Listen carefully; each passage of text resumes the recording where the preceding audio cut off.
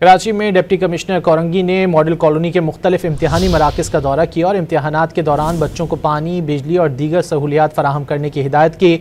मज़ीद जानेंगे don news के नुमाइंदे सैयद वसीम से। वसीम, बताएगा DC कोरंगी की जानिब से क्या कहा गया?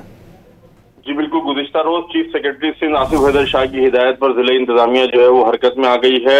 तमाम जो कराची के डिवीजन हैं उधर से जो डिप्टी कमिश्नर हज़रात है उन्होंने मुख्तलिफ इम्तिहानी मराकज़ के दौरे किए हैं।